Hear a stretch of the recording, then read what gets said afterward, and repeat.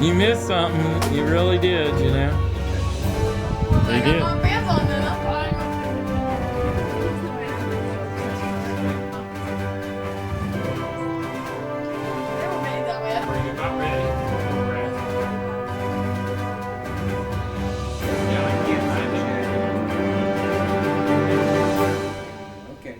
Where do I put this? Okay. All All right, let's see. You right up I never need to wipe it. Oh, that's right. I'm sorry. Yeah. You were But supposed I to. stand underneath. Yeah, okay. All right, stand by. Stand by for Jamie to give us the slate. Go ahead, slate. Marker? I mean, how did I end up in Palatka? No. Since I was born overseas? Yeah, go ahead and talk about that some. Well, my parents were civil service, and at the end of the war, my daddy moved down to the Panama Canal Zone. And a year later, I was born in Ancon Canal Zone at Gorgas Hospital.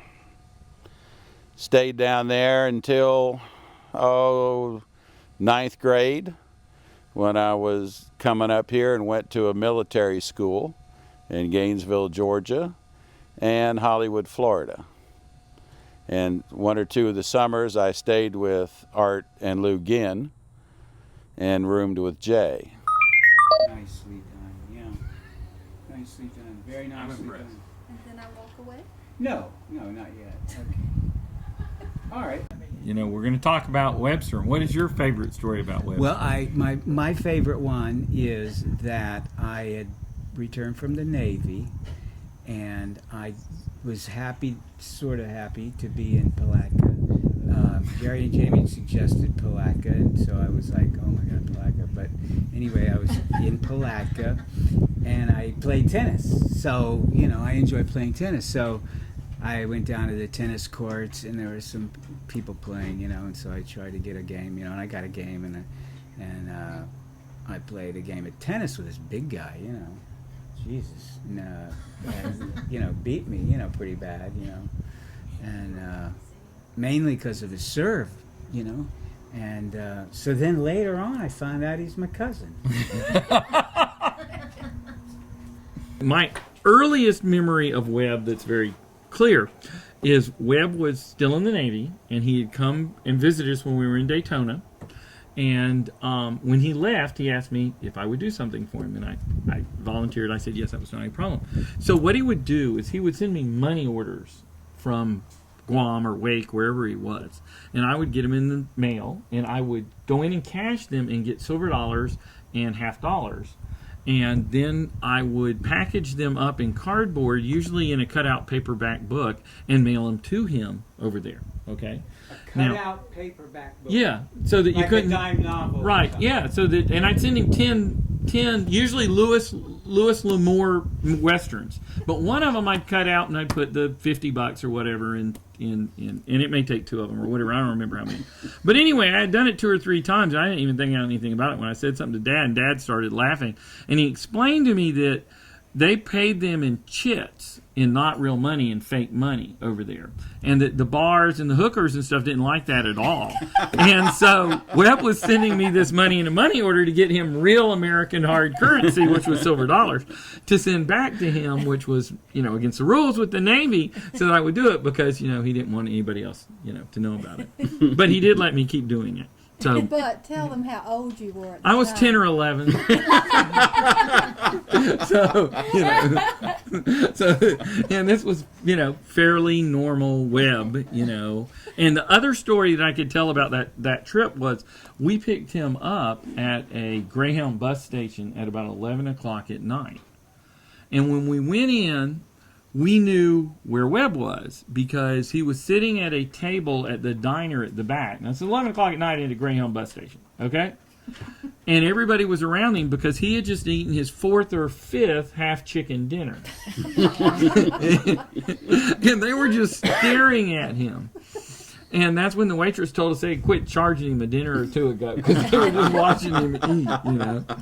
And I can't add another story to your list of ones. Yeah. I remember a story about a restaurant in Daytona Beach that had an all-you-can-eat buffet that kicked the two of you out. Do you remember that? Yeah. Because Webb was eating and they told him he needed to leave. So what can you tell us about that one? Well, Closer on that. actually, it was in St. Augustine, Oh, not Daytona Beach. okay. And were you with us on that, Jerry? Yeah. Okay, Jerry was there. I couldn't remember that. Yeah. And Jerry and I and Chuck, my cousin Chuck, and Webb went. And we were staying down at the old Crescent Beach beach house for the summer. And so Chuck was the only one old enough to have a driver's license. So he drove us in. We were going to have dinner at this all-you-can-eat fried shrimp place called Colley's. And so we go in there and we sat down. We got there like at 6 o'clock or so in the evening, and we each ordered a shrimp dinner, and we ordered like French fries and all the trimmings that go along with it. And we were eating all of that. We were eating all the shrimp, and then we just say, "Bring some more shrimp, bring some more." And it became an actual contest to see who could eat the most. And back then we all could eat a pretty good bit. And so anyway, it got down, I think did Webb win it or did Chuck win it? I think Webb did, is my recollection. Okay, Webb But won they it. They were close. And the next closest was one shrimp behind, and the next closest was one shrimp behind that. You could not eat one more shrimp. They would not go down. It was just, you put one in your mouth, and you would hope it would dissolve, but you could not swallow it. It was just, that was it. And when we noticed the shrimp kept getting worse every time they another plate. They weren't their finest shrimp, but I mean they were nice. They were big shrimp though. But when we finished eating, we looked around the table, and there was like 8 empty bottles of ketchup. And somebody said, "We each have 2 bottles of ketchup in our stomach." So and then we barely made it home. We couldn't hardly drive. But I would think it wasn't Webb that said. But then the next about the next ketchup. night we went back again. You thought what? That He wouldn't have said anything about the 2 bottles of ketchup. no, I think I'm the one that brought that up.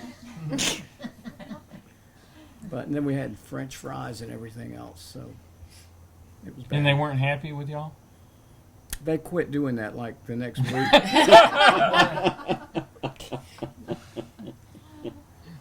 So Well, we could stick to St. Augustine for a minute, and probably the better known story about Webb and St. Augustine is the VW.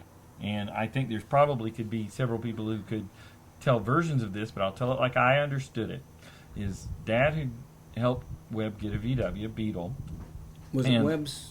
It was Webb's. It was Webb's. Okay. All right. And a very short time later, like within a couple days, because Webb never transferred the title, Webb was crossing the Bridge of Lions, and there was a minor accident of which he was only one of several cars involved in it. But apparently, as Webb put it later, he had a few beers. And so as they were all sitting there waiting for the police to arrive and for, to deal with the fact there were several cars stuck on the Bridge of Lions, he decided that the best way that he could deal with this was to not deal with it. So he got out of the VW and walked across the bridge and left the VW sitting on the bridge. And what he did, as I understand, was went into the bar that's on the far side of the bridge and drank some more. Trade winds. Yeah, the trade winds. Yeah, and got somebody to give him a ride. Well, so several days later, the St. Johns County Sheriff's Office called Dad to say that they had an impounded VW Beetle that was still titled to his lot.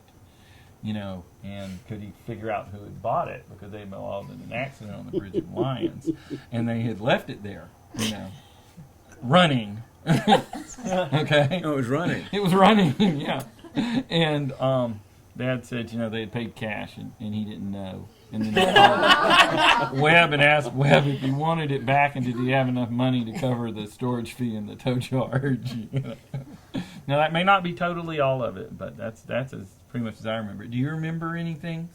No, that sounds about That sounds about right. I heard one about he slid upside down. I think he rolled it. rolled the car. Yeah. He Okay. It wound up Yeah. at I think the car was upside down when he got out of it. That's why he left Well, now that would explain, because I think I heard this from Webb, and so Webb would never He have admitted to neglected the to mention. fact that the But car what- was what I wanna damaged know- in any way that was caused by him. You How know. do you flip a car over on the bridge, though? I think he Upside was down. going around the corner, exiting the bridge, and went too fast and it rolled. That was my recollection. There may have been more than a few I beers didn't hear all involved, that. too. There's a theme. Okay. So, any other vehicle stories for Webb? There's a couple others that I can think of, but I'm not going to have good details on all of them. I Well, remember yeah, a I've got boating it. vehicle. A boating one? There was a Yeah. boating story, yes. Yeah. Okay. Well, tell it. Do you want to tell us that one? I wasn't present. You would probably tell Me? it better, Jay, the other. Well, is it the one where? Which one? Yeah, there's which one? We think there were several possibilities But, here. well, when he first got back from the Navy or Seabees, he came over and we went fishing, and went out in the boat, and he was sitting in the bow and I was in the back, and we hadn't been out in the boat. It was the first of the summer, but anyway, he was in the front of the boat, and we're going along, and he didn't know anything about fishing. And so anyway, we get to a place where I want to anchor. I said, Webb, how about throwing the anchor out? Poor choice of words. I was down, looking at something on the floor at the tackle box, and then I saw this shadow. It was kind of going. And I looked up, and he's got the anchor by the rope, and he's whipping it like this. And I had to duck. That's the cowboy. That's the cowboy. Yeah, And the then, cowboy and then he goes like that, and the anchor just sails. And since it was our first cruise of the summer, it had not been tied to the boat yet. And so the anchor is just, the rope's flapping in the breeze, and the anchor is going on out into the water. So that was that boat story. But Oh, the there's key another. Thing, We have another. The key thing was that you said he had just got out of the military. Yeah, he was in the Seabees. Because, in the I Navy. mean, that's- he ought to know Right. better than that. You do what you're told exactly as you're told. Yeah. Exactly. Uh-huh. So Yeah, you didn't say tie you the don't anchor think to the for boat yourself, and then. like, oh, That's right. It's not That's it. tied up. I should That's tie it. this. He said the command was throw the anchor over Right. the side. Right. That's right. Yes, Now- that was my fault. I miscalculated. Now, he lived in Anaheim, California when he was in the Navy, but just before he came back. And the guy that was his roommate there and was in the Seabees with him came and visited him once or twice in Palatka. And he told several good stories about Webb. And the one I remember about Anaheim the most is the apartment complex they were in, a bunch of the cars got broken into. And people would steal stuff out of them. And so Webb had gotten home one night, and he had the yellow Camaro, and he'd gone upstairs, and he was in the apartment. And he heard his roommate yelling, who rode a motorcycle. And when he got out there, his roommate had this guy pinned down on the hood of the Camaro. And he was hollering up that he wanted Webb to call the police. He had caught the guy breaking into the Camaro. And Webb says, to hell with that, hold him. I'm going to come down and beat the shit out of him and slam his hands in the doors of the car. And he is not going to break into cars anymore. Well, by the time he'd gotten down there, the guy had successfully gotten away from this guy, based, I would think, on fear of his life, and had left. And when I went out to help him move back to Anaheim, everybody was so sorry to see him leave because not a single vehicle had been broken into. And so they actually tried to buy the Camaro because they wanted to leave it in the parking lot because they thought that was why nobody had broken into the Camaro. I mean, because the Camaro was there, and that no one would break into vehicles in that parking lot because of that, you know. I had not heard that one. No, I haven't either. And he got Whitey, the cat, on one of the drives back and Picked up. forth. He picked it up at a rest stop. The cat fought, okay? The cat fought being put in the car. The cat fought while he was in the car. There's one of the stories Webb would tell would be the cat would get in the rear window of the Camaro and then leap from there onto Webb's head. And Webb would have to grab the cat and bounce it off the windshield while he was trying not to run off the road. Okay. But Webb was convinced that things would improve. But I swear I remember for at least a year after that, when Webb was in Palatka, that this cat would either pee on his pillow or would wake him up in the middle of the night by scratching his head, you know, at which point Webb would usually grab Whitey and throw him across the room.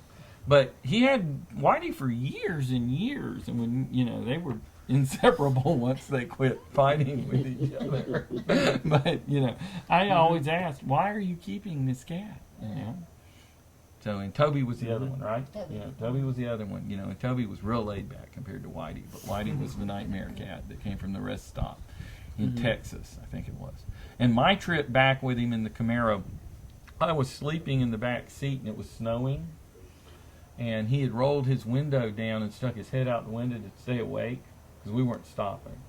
And I woke up because the snow was blowing in the back and hitting the rear seat and coming down between me and the seat and melting. And so I had cold water between me and the seat, you know.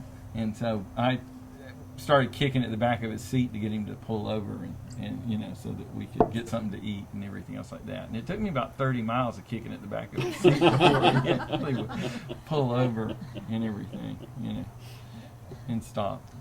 And I was, I think, 15 at the time, so I didn't drive much. Which I guess could the next story for the driving was Webb used to go when I was around that age, 15, 16.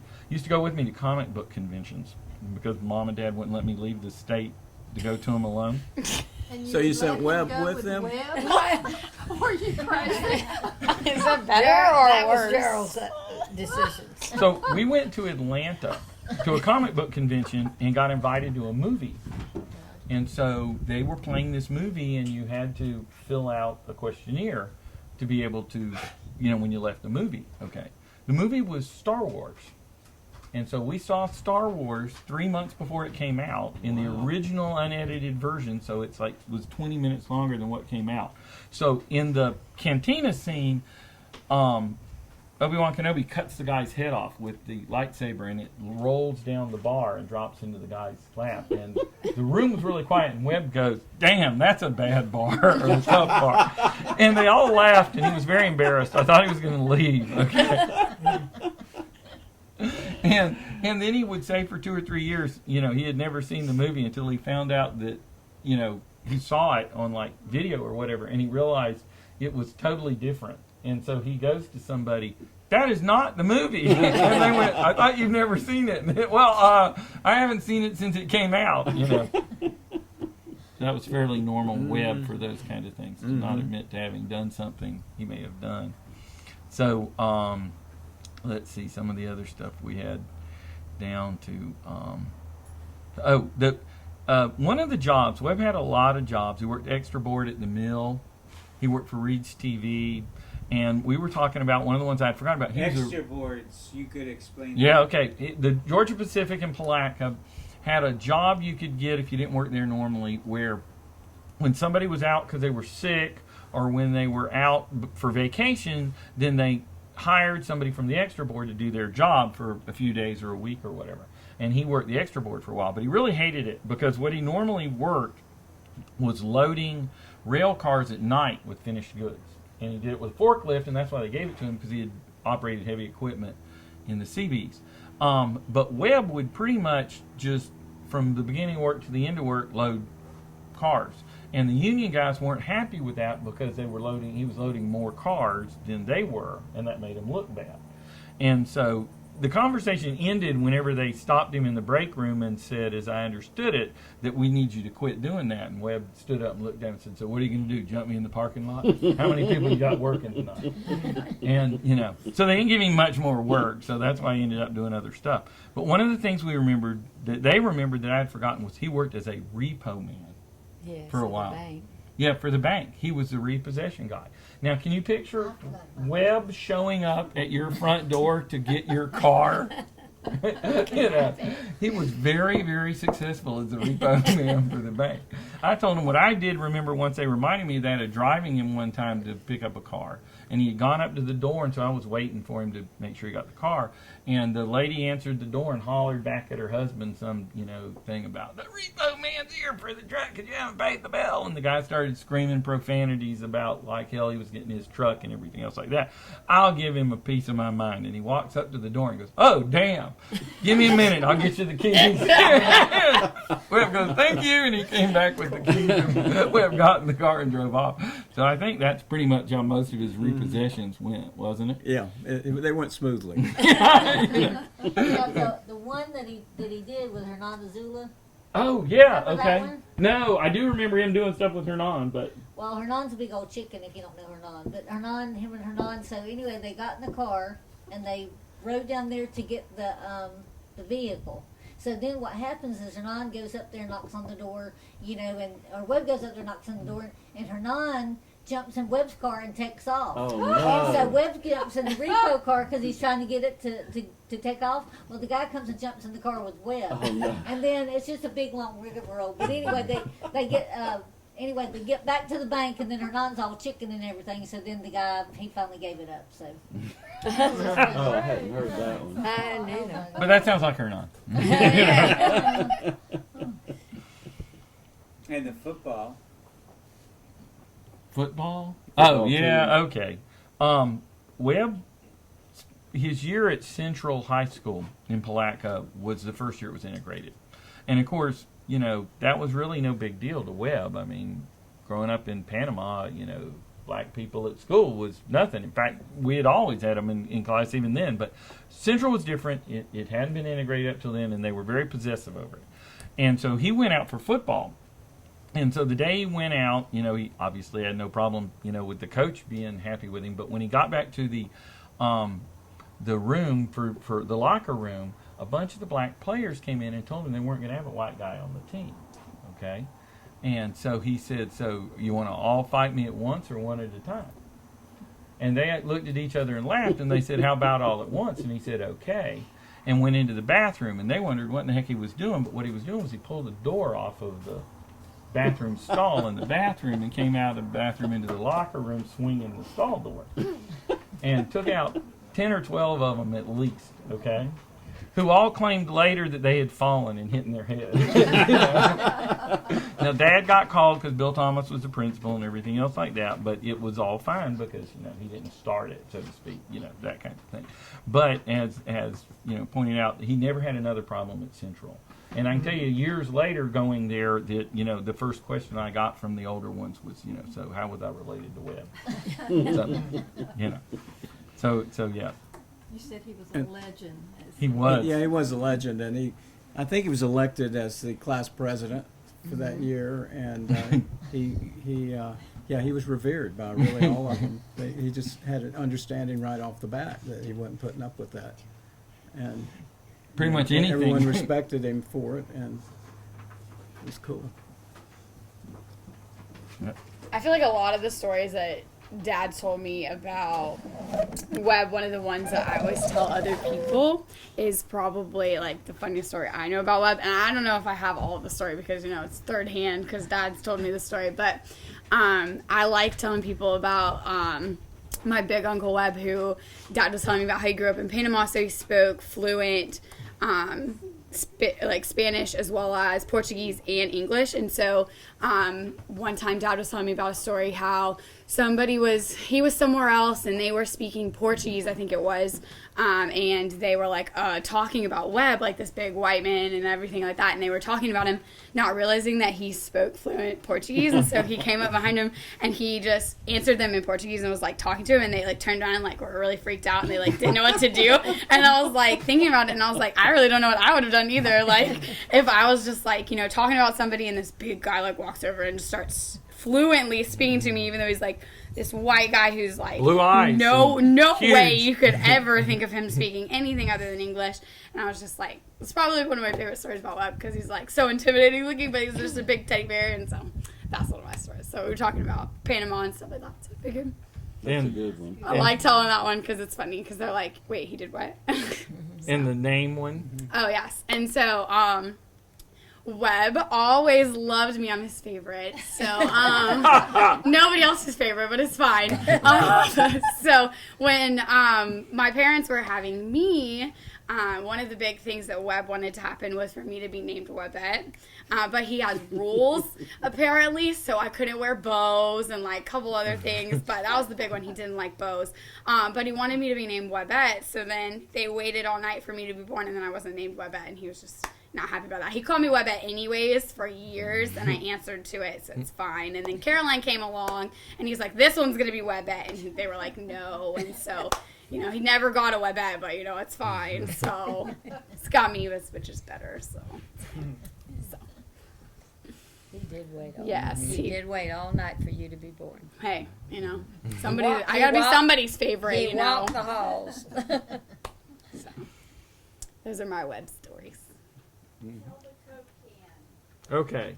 One of the things that Webb would do at times to intimidate people, and the first time I remember him actually doing it was we were at Linda Drive-In, and he really didn't like people making a lot of noise when he was trying to watch the movie. And so this car was next to us. We were in the Camaro, and they were making noise, and they kept making noise, and he would yell at them, and they wouldn't shut up. So he finally rolled his window all the way down, and he reached into the back seat, and he got a drink out of the cooler, and then he yelled at them, and he squeezed the can until it burst, and then threw it at the window of the car, okay? The crushed Coke can. They backed up and went behind us and drove to the far end of Linda Drive-In's row and parked down there. And then the other one was he could tear the top off of the can. Do you remember that? He could pull the top off the can. And when Heather first started to date, and y'all had told him he couldn't say anything to the guy, when we were out by the pool at the house, and so this guy came, and you went in with Heather, and he gave the guy a red Solo cup and asked him if he wanted a Coke, and the guy said yes, and so he looked the guy in the eye and grabbed the top of the Coke can and ripped the top off the Coke can and then poured it into the cup and dropped it into the trash can. And the kid just stood there looking at the red Solo cup with the Coke in it until y'all came out and got him. And whenever they left, you came back out and said, "What did you say to him?" He was terrified and went to. All I did was offer him a Coke. I never knew. Yeah, you know, in your own way, kind of thing. But they were back on time, I'm sure. You know? I don't think they ever dated again. It's one and done. He's out. This is good. Yep. And the other one that I told that they actually didn't remember, you know, but this is again from when he got back from the Navy. The guy that came and visited that had been his roommate in Anaheim told us that he boxed in the Navy. And so, you know, being his size and everything else, I thought that made sense. And so I kept trying to talk him into, at the National Guard Armory, every month or so they would have like fights where you could pay so much to sign up and then you could fight and you could win money. And so I told him that he should do that, and he kept saying no. And so I finally talked him into going and told him I'd put the money up if he'd do it, and he said he would. So I paid the $50 or whatever he had to do it. And so that's when he explained to me that his methodology was simple, that he'd get in the ring, and when they rang the bell, he'd go to the middle of the ring and hit the guy as hard as he could. And that, you know, because he didn't ever want to get hit, okay, because he didn't like to fight. And so they got in the ring and they rang the bell, and Webb made 2 hops across the ring and hit the guy as he came out of his corner, and the guy just went down like a sack of cement, and they were done. I mean, so it's like 4 seconds, and so the room was quiet. So Webb got out, and they went on with the next round. So like 2 times later, they call your number, and you come up. So Webb got in again, and the guy got in. The guy stood there and looked at him. They were getting ready to ring the bell. He goes, "Oh, to hell with this!" And he gets out and leaves. And so 2 rounds later or whatever, another guy says, "Oh, I'll do it again," and all this. And he got in the ring, and the same thing happened. He went to the middle of the ring, and Webb hit him, and he went down, and that was over. And so, of course, the evening ended the way I should have anticipated it would end, which was they paid him the money, and Webb wouldn't even give me back the money I had paid to, put him in, because he said he didn't see me fight, So I think that was his way to make sure I would never, You wouldn't Never sign put him up again, yeah. right? That sort of thing. But that's how I did learn that even though he was big and he talked about the different stuff and he made threats, that he really didn't want to fight. So he just made sure he didn't ever have to, get hit. So that was his method for that. So, I yeah. could say something about Webb's size. Yeah. Yes. When Bruce and I were living in Kissimmee, we had 2 pet rabbits, and they were in a little cage. They were in a cage on the ground, and Webb was there visiting, and he had his baby Daniel there with him, and so he picks Daniel up in one hand like this and holds him to see the rabbits, and I thought, I've never seen anybody hold a baby like that. But he was very sweet with children. He just loved them, even though he was so big and gruff. And the food thing that we talked about, I don't know if you remember, but he came to visit Dad when he was in the hospital, and they had brought him lunch, and so Webb was saying something to Dad about lunch, and he took the cover off the food, and he goes, because it had a little thing that said about a 1,200 calorie diet, and he said, "Well, that's not as much food as they brought me, and I was on a 1,200 calorie diet." And I said, "Webb, you were on 1,200 calories a meal. He's on 1,200 calories a day." Webb was not pleased with that, but he did sort of laugh.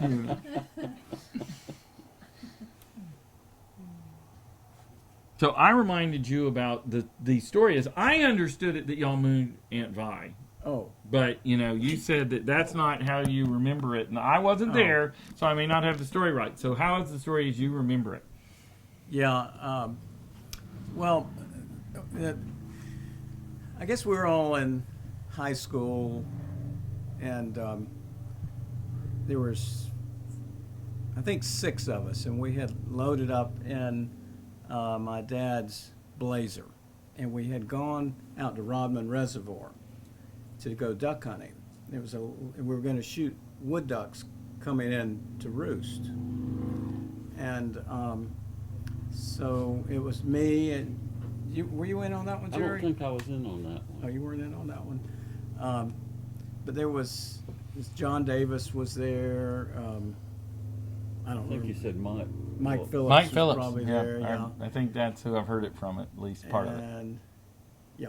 And anyway, there were several of them, and so we went out, and it got dark because you shoot them when they come in, and it got dark, and we were fooling around or whatever, and so it got really fairly late, and my mom, Dad, my grandmother, Vi, and someone else, they were all at the house. And they got worried about us, and they knew where we had gone, so they got in their car and they drove down there to see if we broke down or there was something wrong. And in the meantime, here we were coming back. Oh, okay, yeah, we were coming back down the road headed to the house. And I think, and as I recall now, for some reason, I let Webb drive. I think Webb drove. Yeah, and I don't know why, and he wasn't old enough to drive, and but he talked me into letting him drive. And one of the other guys that was in the back, John Davis and whoever else was back there, they had a cigar, and so they were smoking. They were horsing around with a cigar, and and anyway, so that was the pictures. We all were coming back, and everyone was horsing around a little bit. And, well, we went this way, and Mom and Dad and Aunt Vi went this way, and they recognized us, but we didn't recognize them. So they turned around, and they came back behind us. And they came right up on the tail of us, and here we are driving along, and they put the brights on, and they were blinking and going like this. And these guys in the back, they were horsing around with the cigar and everything, and they said, "What are these idiots doing?" And I think they were flipping them off or whatever. And then the rumor has gotten around now that one of them mooned the car. That's the way I heard it. I don't remember that, but anyway, it was Mom and Dad and Nanny Vi, and they were just trying to get us to pull over because they were looking for us. And then here's this smoke coming out from the cigars out of the car, and then somehow Webb and I managed to. I was on the passenger side, and somehow we managed to switch drivers while the car was still running, so that when we did stop, Mom and Dad wouldn't see that I was letting Webb drive, who was only about 14 or 15 years old. And so that's that story. Okay. That's all my notes. So what other ones can you think of? I've got a lot of them, but let's see. I've got one while he's thinking. Okay.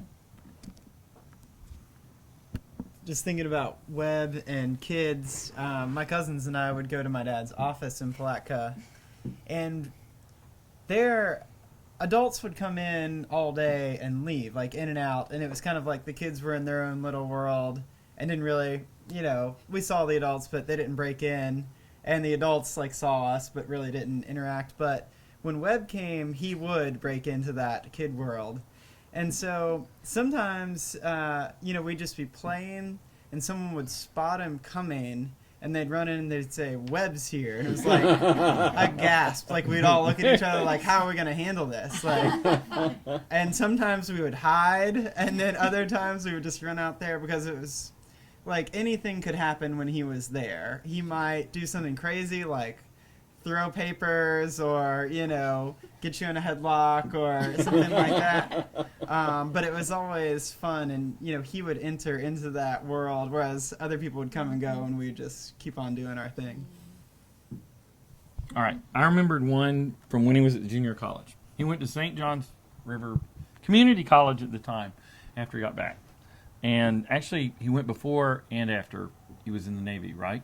Because I don't remember which one of the times this was. So anyway, at the time, for a while, he lived in the dorms, which were across the street from the one, and there's now, one's a senior home, and the other one's just sitting empty at the moment. But that was one of the places Webb was asked to find other accommodations to leave. And I asked him about it one time, and I also asked C.L. Overturf, who had been dean and was a pastor and all these other things. And what C.L. said was that he was asked to leave because he had a pet, okay, and you weren't allowed pets in the dorm. What Webb then admitted was the pet was a rattlesnake. And what he had done was there was a gentleman who was ex-Marine who was employed by the college to deal with troublemakers in the dorm. And at the time, that normally meant you were smoking pot or something. And so what they realized was this guy was searching their rooms when they weren't in their rooms.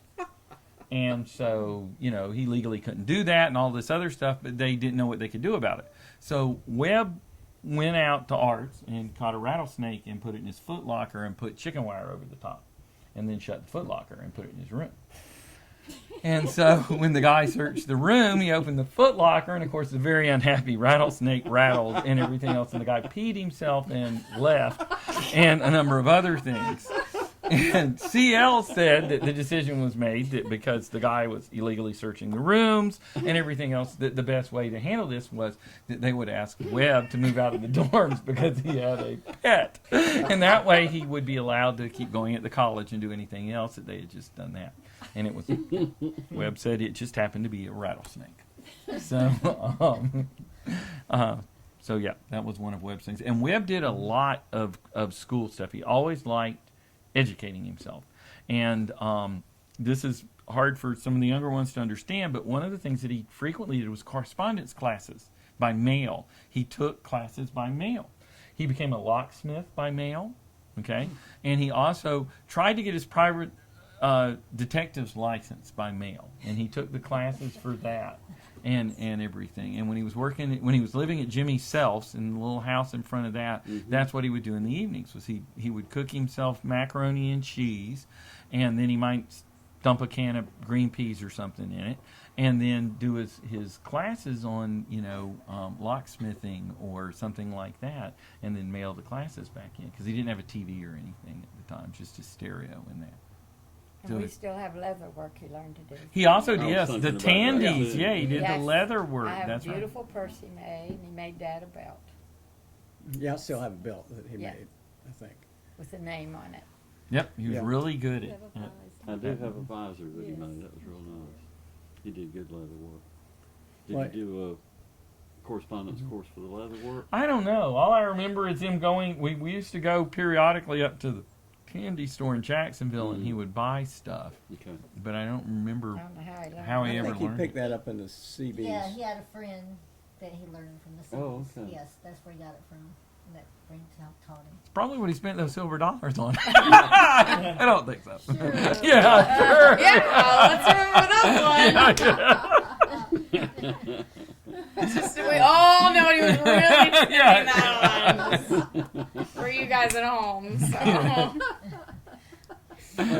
Well, my favorite Webb story, I'll tell now, is when when he came over from Panama, he lived with us for like 2 or 3 years, and he was 14 and I was 15, and neither one of us had our driver's license, but our family and my uncle had this hunting camp that was like a little lean-to, and it was overlooking the banks of the Ocklawaha River. And it was up on a bluff, and the river, was just that wild, like movies have been filmed out there for Tarzan, and it was just way back in the middle of nowhere. And but there's a hunting camp there, and so somehow Webb and I prevailed on my father to take us out, and just Webb and I would spend the weekend out at this hunting camp. And we had never been off alone before, and so it was really a big deal for us. We were out there in the wilds by ourselves. We didn't have to rely on our parents. We had our own food, and so we got out. Dad took us out there and dropped us off on a Friday night and went home, and we had 2 guns between us. I had a 12 gauge automatic shotgun, and he had a 22 automatic, which has little, pretty small slugs, but it would shoot a lot of them. You could just it'll shoot like 20 or 30 of them real quick. And that was his, and mine was a shotgun, and I had number 4 pellets, which is a duck load. And so that's all we had for armament. And anyway, we get out there that night, and we're all alone on this bluff. It got dark.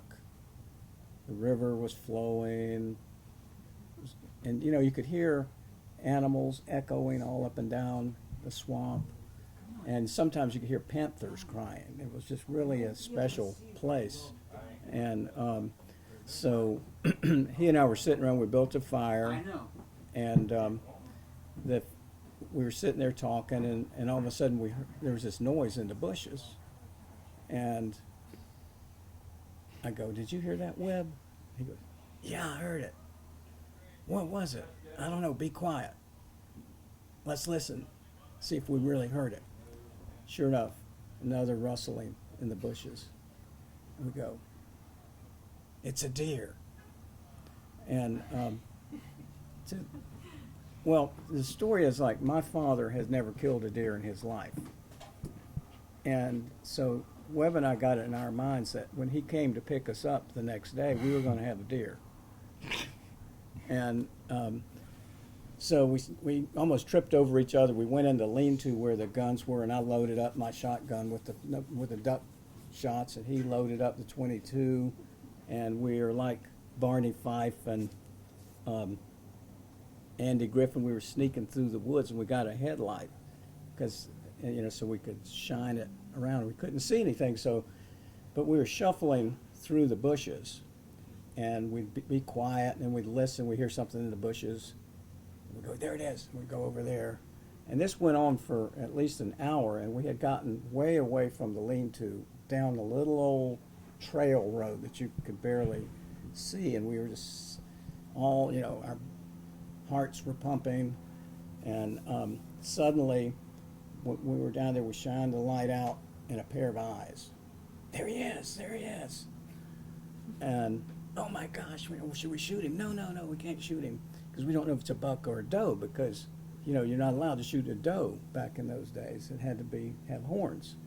So we said, okay, we turned the light off, and we shuffled around a little bit, and then a few minutes later, he was a little bit closer.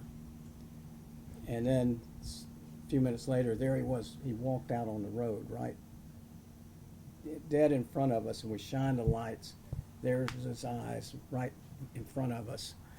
We go, do you see any horns? Do you see any horns? Yeah, he's got horns. All right, we're going to count to 3 and let him have it. 1, 2, 3, and like all hell broke loose. There was smoke everywhere. You couldn't breathe. Webb fired like 20 rounds. I emptied my gun, and it was just pure hell with the smoke. And so we ran over there to the spot where he was, and there's nothing. There's no deer, no nothing. We said, how could we miss that? There's no way we missed that. It wasn't that far.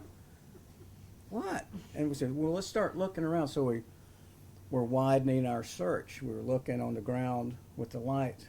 And as I was examining the ground for, drops of blood, I started noticing an inordinate amount of cow tracks. Oh no. And cow patties. And no signs of deer tracks anywhere. And so we said, could that have been a cow? No. But we both knew in our hearts that it had to be a cow. And so we kind of called off the search after that and went on back. And anyhow, Dad picked us up the next day, and we didn't make any mention of the episode. But a couple of days later, he called me on the phone from the office, and he said, Jay, do y'all know anything about somebody shooting a cow out at Mr. Miller's property? And by the way, that night, though, after probably about 15 or 20 minutes after we had shot the cow, I guess it was, we never found the evidence, but there was this mournful that was echoing down the swamp, and we're going, oh, we have shot a cow. But anyway, we denied knowing that we shot Mr. Miller's cow. So that was that story. Most of the stories, it seems like you all denied it. Well, we never saw a cow. After the shooting I started. mean, it was so smoky, It's an imaginary thing in your mind's eye you saw. We thought it was a deer. We were going to show our parents how to do it. We would have a deer, but the evidence points towards it being a cow, but we never actually saw one. I always thought your dad was much more than generous to take Webb in. I mean, knowing what I know about you and then thinking, Maybe that's why he sent us out by ourselves into the swamp. hoping with Yeah. guns, Which kind of one? hoping maybe The one ones of that you. broke him out of military school. Oh, okay, yeah. Yeah. At the wedding, was that Jerry's wedding? No. Oh. What? Actually, Webb, come to think of it, when he first came back from starting the revolution in Panama, he was deported from Panama. By the way, did you all talk about that? No, we have not covered the varied story of his exit from Panama.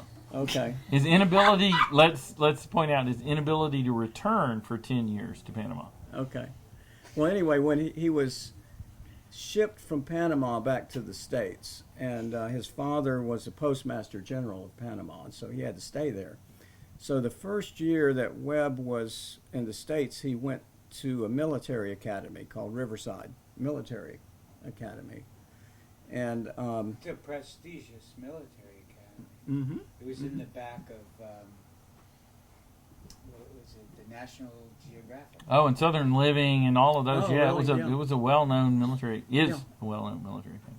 And what they did, the way they worked is they would spend half the year in Fort Lauderdale, they had a campus, and then the other half of the year was in Gainesville, Georgia. And anyway, the school year was winding down, and so Webb needed to be picked up because he was going to stay with us for the summer. And so myself and cousin Chuck and Mike Phillips, we all loaded up in a car and we did a road trip up to Gainesville, Georgia to pick up Webb and bring him home for the summer. And we get up there and we go into the officer or the principal's or headmaster, whoever it was, and we said, we're here to get Webb. And I think Webb was in his room, but he had to be bailed out of jail because apparently they had some sort of ruckus the night before, since it was the last night of school, and there was a party up on the roof of a Holiday Inn, and a piano was pushed out through a plate glass window from like 5 stories high onto the parking lot. And no one knew who did it, but they took all of the guys that were there and said, you're not coming back to Riverside Military Academy. So they released Webb to our custody, and we drove him on back home after that. So that was that.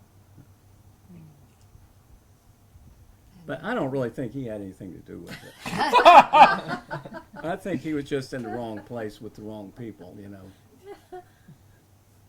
Another denial.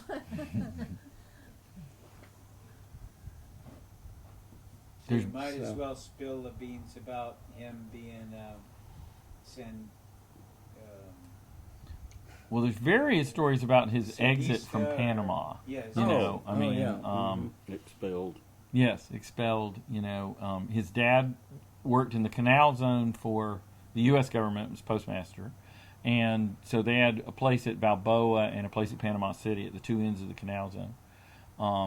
And actually, you know, we think that the story that I understood for many years is far more colorful than what we've heard later. What I heard for many years was that being multilingual, that he was frequently involved in, you know, tourist purchases by sailors who were buying various commodities from Panamanians, and that the problem was that his currency exchange tended to favor himself more so than either the buyer or the purchaser, and so that, you know, he was pretty much taking, you know, paying one guy off in Panamanian pesos and taking whatever the other one had, and didn't always convert the currency real well. And both Chappie and Webb contributed to that one at one time. In fact, what Chappie contributed was that there was a toucan beak floating around for many years that Webb supposedly had told Chappie that what he was doing was selling toucan beaks to Chinese, you know, because it's used for medicinal purposes in China.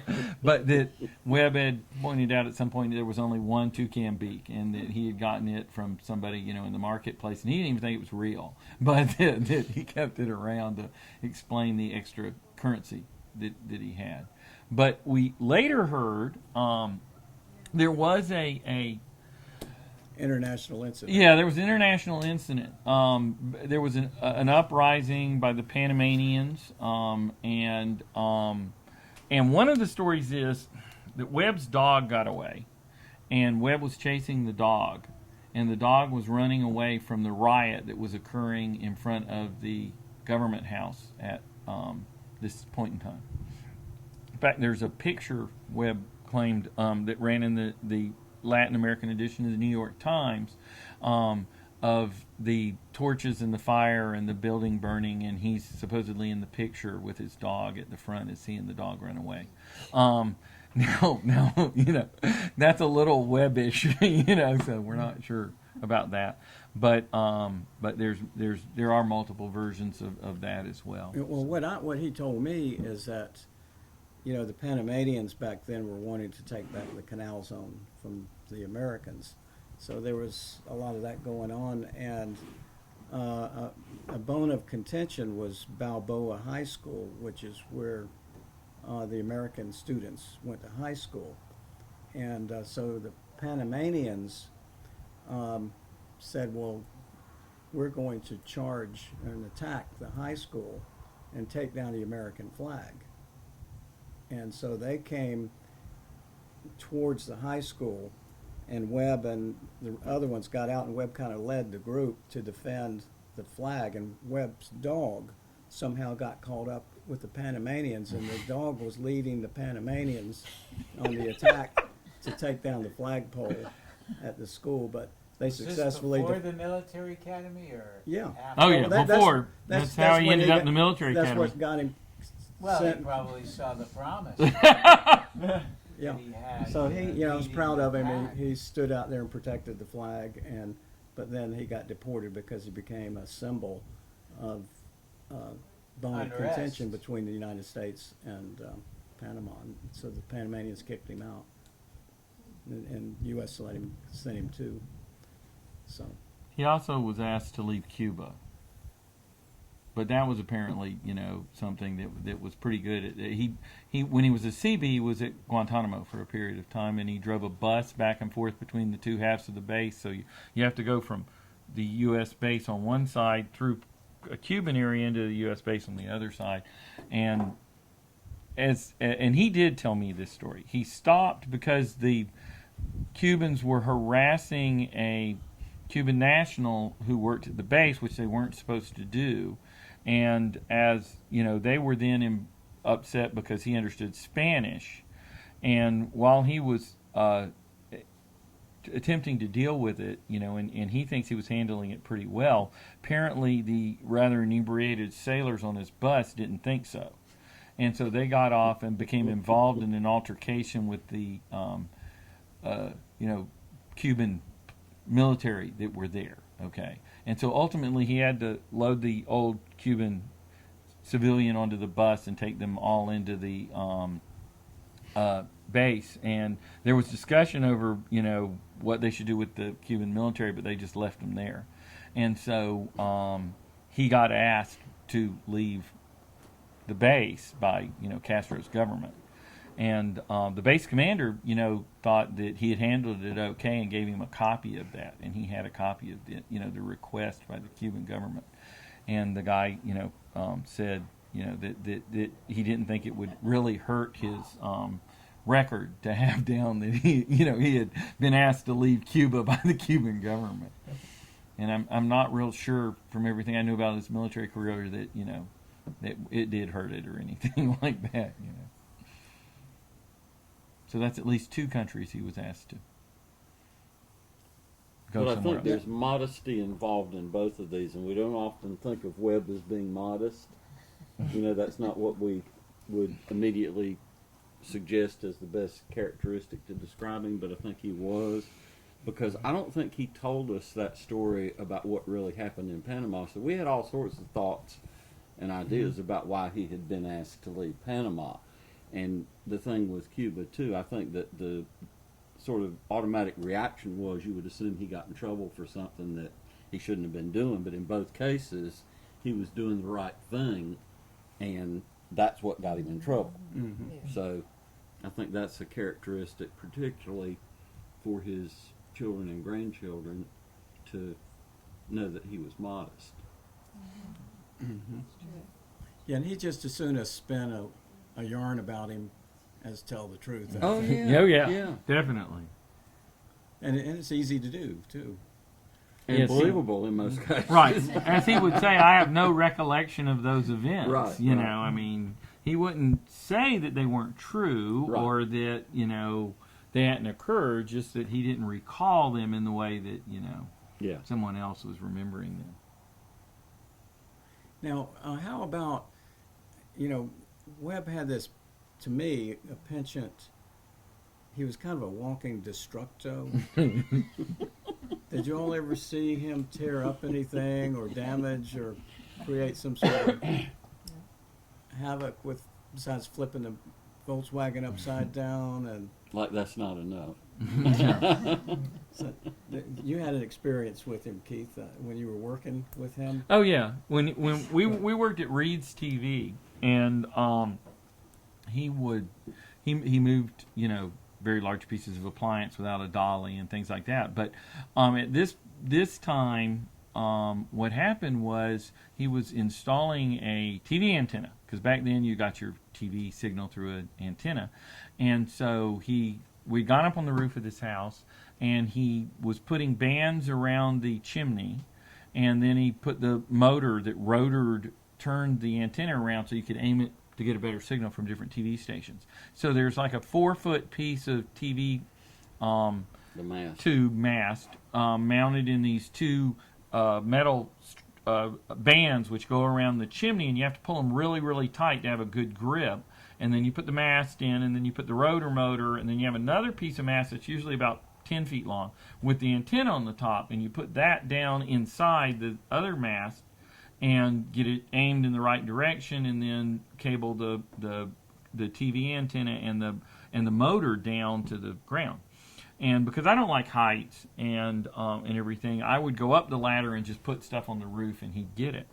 And so he had gone over and put the bands on the chimney and attached them to the chimney and everything else, and attached the rotor. And we had assembled the antenna on the ground, and then I had hauled it up the ladder and put it down on the thing. So he came over to the corner of the roof and got the antenna and took it back over. And so now what he basically had to do was get a good grip on the rotor in the chimney, and then lift the 10-foot of mast with the antenna attached to the top up, which weighed 25, 30 pounds, and put it in this little hole and slide it down in the little hole, and then he would have to get a screwdriver and a wrench and tighten it up, and then he'd be done. So he's standing there, and he gets a grip on the mount, and he swings the TV antenna up, and the entire chimney with both of these straps around it moved toward him about 6 inches or a foot. It was clearly broken off at the edge of the roof. And with the mortar and everything. And I don't think he did that. I think that's just the way it was. But when he put his weight against it to be able to lift this thing up and put it in place. So now he's standing over a story and a half in the air with one hand with a chimney in it and the other hand with 10 feet of TV antenna mast with the TV antenna in the top. At which point I decided I didn't need to be up there any longer. And so I needed to climb down the ladder and preferably hide in the house. You know, was I really think what I was thinking. So he was using profanity as he danced around the roof, trying to decide what to do with the chimney, which, you know, he was now swinging around. And he finally decided that what he really needed to do, because he didn't think any of the three items were staying on the roof, was to throw the chimney in one direction, the TV antenna in another direction, then him fall in the third. Okay? Which is what happened. And Did he survive all right? oh, he was fine. He landed on the grass, and I went over and checked on him. And How was his job security? I called after that? Edwin on the radio, and Rachel Reed got very excited about what I was trying to describe to her. And Edwin drove over and stopped and reminded me of Dad, because he sat there behind the wheel of the car just looking out of the window looking a little unhappy. You know, and I'd seen that look with Dad before. And so, you know. You keep your distance. Yeah, you try not to go over and explain anything to him. So then he got out and came over and he asked whether Webb was okay and everything like that. And then he walked over and looked at the chimney, and he walked over and looked at what was left of the twisted and bent up TV end, and then he shook his head and he backed up to try and see where the chimney had been on the roof. And there was nobody home, of course, you know. And he said, "Are you sure you're all right?" And Webb was up, moving around, and said he was all right. And as I remember it, and was like, okay, you know, and was pretty much done with it, and was all right with it. You know, Rachel was a lot more unhappy about it, but you know, it was not that unusual of an. Could have been you know, worse. right? Could have been a lot worse. He could have been hurt or anything like that kind of thing. Mm-hmm. And when we were at the when we had the memorial for Webb, Jimmy Reed said that he remembered going out with Webb whenever he worked there. You know, it's the owner's son and everything, and that they had gone to a house and gone in and talked to the person, and something was said, and he answered the person. And he said that Webb didn't look happy, and he was trying to figure out why. And when they got back in the van and they were driving off, he said Webb just stopped all of a sudden and turned to him and said, "When you ride with me, I answer the people. Understand?"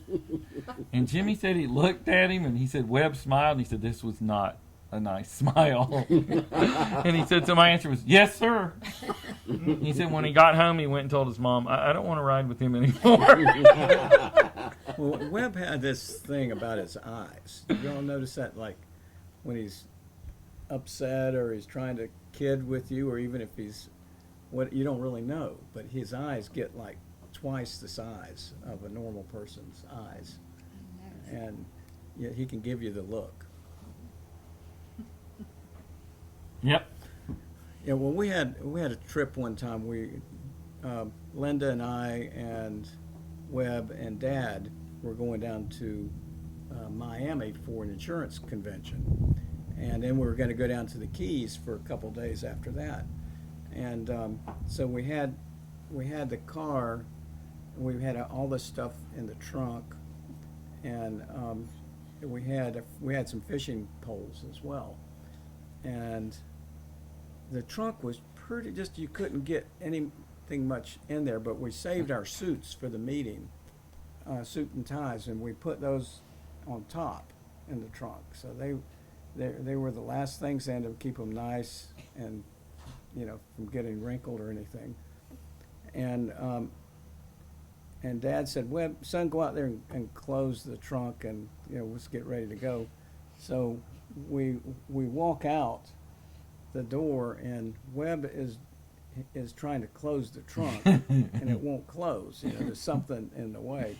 So then he jumps up and he sits on the trunk, and it still didn't quite close. So he did that 2 or 3 times, and finally it latched, and he had a very satisfied look on his face, like, I got that done. And also he took the fishing poles, and it was a car. It's a pretty big car. It's like a Mercury or something.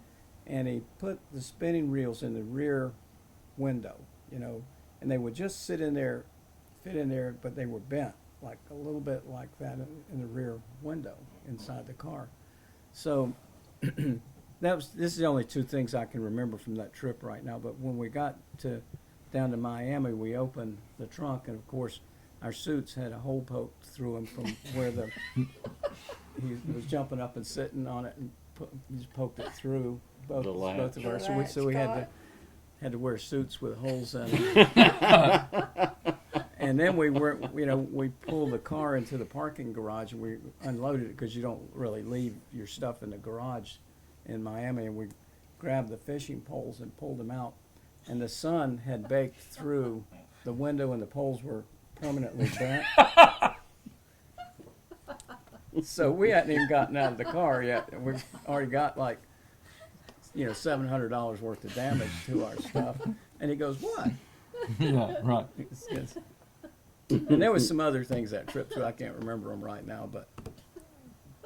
Well, since you mentioned Miami, and somebody else may remember more of the details of this, but Webb worked in Miami for a while, and he saved a guy from drowning at a retirement home. And what I remember is he pulled the guy out of the pool, and they called the ambulance, and the guy was okay, and he was doing like maintenance or something at the place, or something like that, and and he ended up quitting because they were all so nice to him because he had saved the guy that it was just driving him crazy. Because he said the little old women kept fixing him food and everything else like that, and all, and when we went down there because his grandfather had passed away, he had to go see 2 or 3 of the ones that had been at that place. Was one of the reasons I remember that, but I don't remember much more about it. Do anybody else remember anything about the Yeah, story? he worked at the Fountain Blue. Fountain Blue, was that where it was? Okay, I remember that. Yeah, he said he ran away, took his guitar, and he took off to Miami. And I don't know why he left Palaca, but he said he had his guitar, and that's all he had.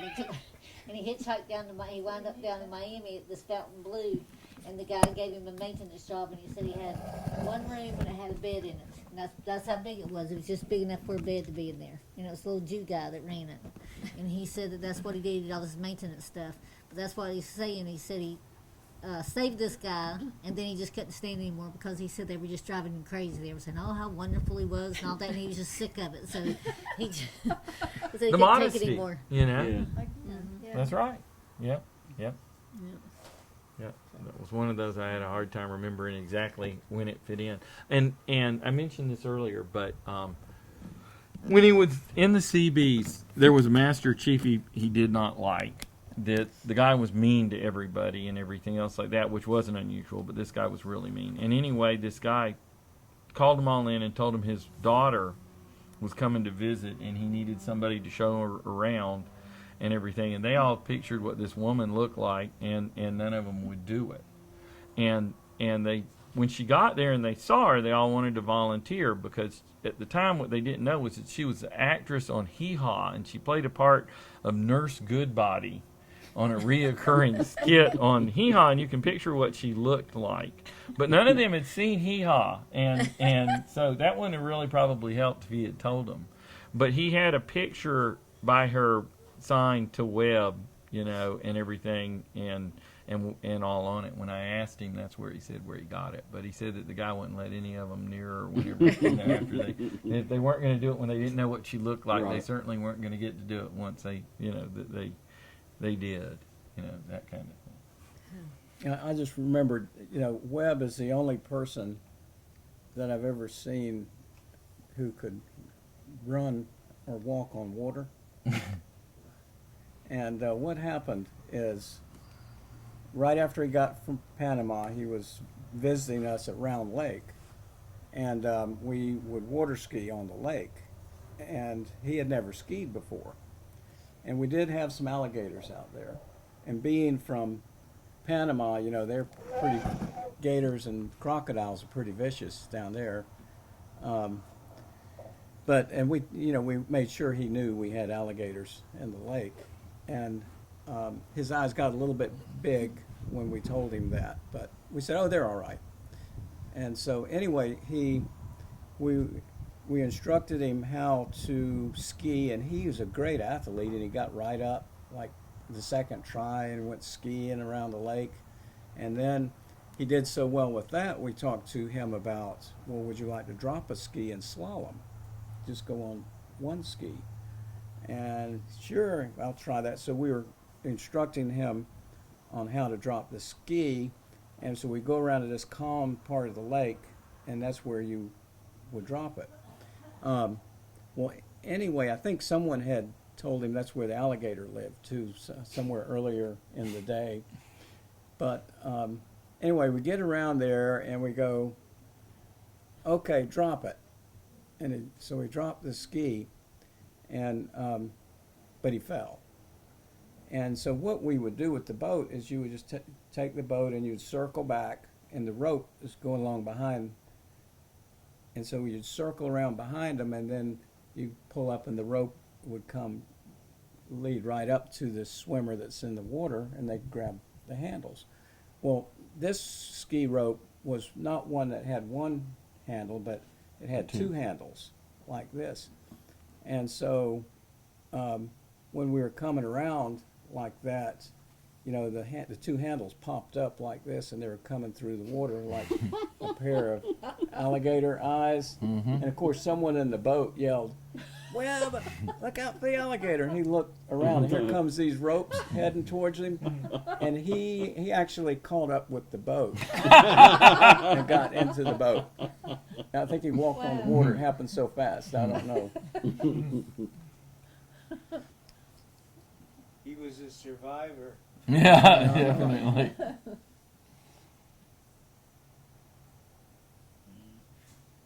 How about Aunt Edna? She's probably got something. I said I only have good things to say about Well, Webb. no, Nothing yeah, funny. no. I mean, I can't because he just took me on good trips, and he really never played any tricks on me or did anything that I couldn't just brag about because he was always a good dad, Edna. Me too. Well, he always said that when he found a wife, he wanted her to be just like you. And Really? yeah. And he said that Jeannie was the one that fit the bill. Well, I agree that Jeannie was a perfect wife for him, definitely. Yeah. She was good for And him. Well, that's what he said. I didn't know he had said that. Oh, we had said that all the time. My goodness. I'm surprised you didn't know that. I did not. Yeah. I think, Tommy, over there, I know that you and Webb had an experience in Matanzas Inlet. Would you care to relive that with us? Yeah, a little bit outside of it, but yeah. I saw the aftermath of it. Yeah. When Step over decided here. to go fishing a day that we probably shouldn't. One of them times where things just didn't go right. We went out and fished anyway that day. When we went, it was a little bit too rough, and we sucked some water up bottom cylinder and motor and wound up, turned the boat upside down. And had a few problems. Can you give us a little more detail on how did you survive the incident? Yeah, me and Sharon sitting on the shore, and all of a sudden the stuff, Get you these or what? these No, fishing not poles we. and all this stuff goes floating down. What the heck? All their fishing poles, everything was floating down there. Yeah. So we was trying to survive. We just caught a ride with a guy. There wasn't but one other boat out there that day in the oceans, and he seen us, swimming around out there.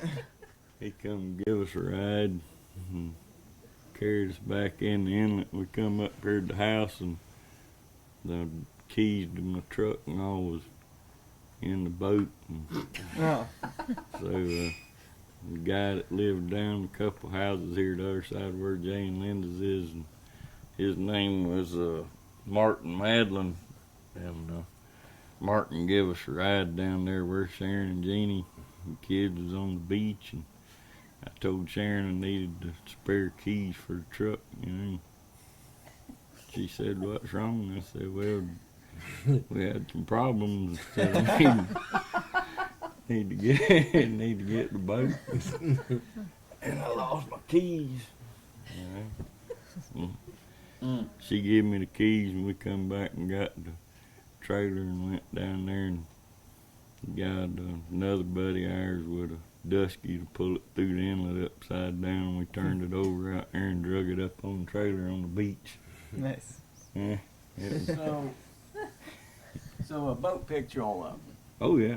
Okay, I thought you swam back to the beach. No, we swam to the boat and got in the boat and rode back up here, and then we called another boy and he come up, and we went back through the inlet and went out there and got the boat. It was upside down, but of course we couldn't turn it back over out there. It had calmed down by then, We just drug it back to the inlet.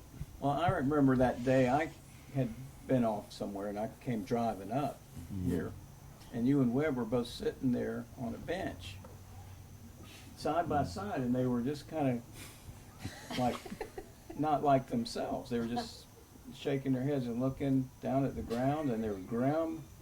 And I was coming up, and I was all happy. "Hey, how'd y'all do? What you doing?" And they just, and I thought they were kidding or there was a stage or something, but I realized that they were deeply troubled about something. didn't know what it was, and finally they told me they flipped the boat over and lost all the tackle. Everything. And then was it, Dad said something that was funny? Yeah, he gave us a bunch of hell 'cause Webb had had a heart attack, you know, and I'd broke my back, and he said we didn't need to be out there. He said, I think he used the word damn fools. Yeah, I can picture that. I think that's about what it was. Those damn fools didn't have any business out there. One of them's had a heart attack, the other's got a broken back. Yeah, something like that. It just one of them days, you know. It got better after that, though. That's been a long time ago because Amanda was a little baby then. Was she? Yeah, and I kept her in town, and I had our pictures made that day. Oh, yeah? And I kept waiting on y'all to come home and waiting on them to come home, and they didn't come. And I thought, what am I going to do with her? I'll have to have her spend the night, you know, and all. And sure enough, then they came in and said, well, y'all had wrecked your boat. I said, oh, thank goodness I wasn't there to see that. Because all I was doing was babysitting. Yeah. It didn't work just But like she we was planned it. little then. I mean, she was in arms. She wasn't very big. Yeah, it was a little bit bad weather, and the wave was bigger than what we should have went with. Actually, the anchor fell out of the boat about halfway through the inlet. We stopped in the breakers and pulled it back in, you know. The boat just kept drifting north, and we finally got it back in there and went on out in the ocean. We probably, in hindsight, should have turned around. Yeah, give it up then. Yeah, that should have told you what the day was like. Yeah, probably should have went back, but we didn't. That's how you learn stuff.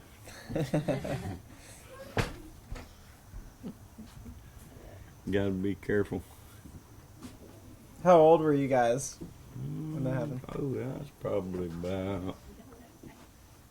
Let's see. Amanda's 20. Yeah, so I was singing 20 I've years probably been ago. about 40 years old or something. 45. Old enough to know better. I guess. Well, I mean, look who you were with, though. Yeah. Yeah, neither one of us had real good decision-making skills at that point, I don't guess. I think Webb had another incident in Matanzas Inlet, too, come to think of it. It was Yeah. after the incident with throwing the anchor, you know, I took him out. Yeah, I think that old Thunderbird boat, it took a wave in the stern Yeah, coming in. that's right. Yeah, well, what happened is we went fishing that day, and then I don't know, who was he with? Was it Hernan Azul, maybe? Anyway, he took somebody out, because now he knew how to fish. He went with me one time. And so I hear about this, that they were out in the inlet there where the waves break, and they were kind of trolling for bluefish back and forth across the bar, and they were coming in, and let's see, and they were looking. They weren't looking at the waves that were coming in from the ocean. They were looking the other way, and the guy that Webb was with was sitting there, and he was tying a knot, and he happened to look up, and there was this wave just towering over the boat, and it just went bam, right, and just filled the boat up with water. And so that happened. Yeah. They got it back somehow, though. He lived. And Yeah, you can come back when the wave breaks in it. It if ain't you flip it always over, good. that's pretty rough. Yeah, that's pretty hard. You need to stay on the right side. How did you flip it over? How do you flip a boat over? Well, it was. You know how the waves always break real hard on Oh, the did you north get side? broadside to the Yeah, waves? we got And side rolled waves. it? And rolled it. Yeah, tide was incoming. Hmm. Wasn't nothing you can do really. Yeah, actually the motor stopped on out in the inlet. We was outside the inlet, you know, and the motor stopped. Hell, there ain't nothing too much you can do. We got out of the boat, got the bow line and tried to turn around, but it was over our head. But nothing we could do about You got a it. broken back, and he's had a heart attack, and you're out there. Yeah. Yeah, trying to haul the boat back in on foot. You know, Well, we just before- tried to turn it around, you know. Figured if we could keep the bow in the wave, we'd be all right. All right. Just got to be careful. Yeah, just one of them days we wasn't careful. Mhm. Been a bunch of them that was just. They worked out. Oh, in That one didn't particular. work out. That was the one that didn't work out. Yeah, that's probably about the worst problem I had, dude. That's good. Mm. The rest of them been pretty lucky.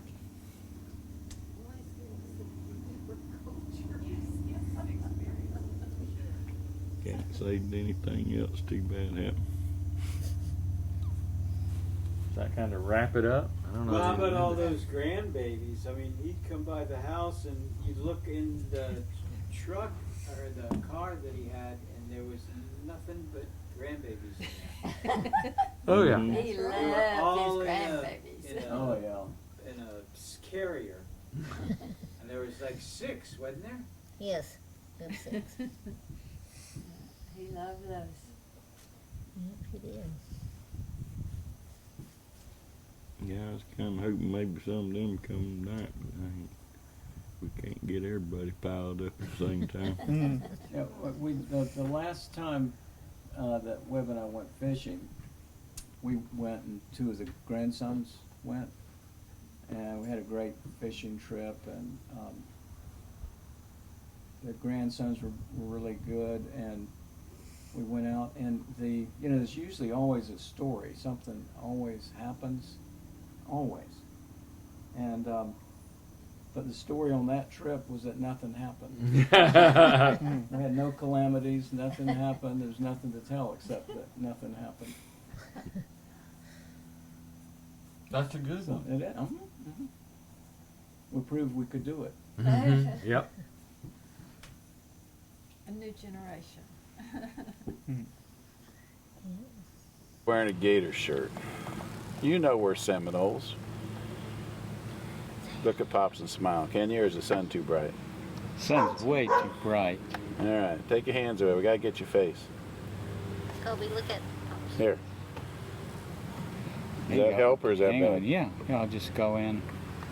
Look at the camera. Wait, it's too dark, really. Okay.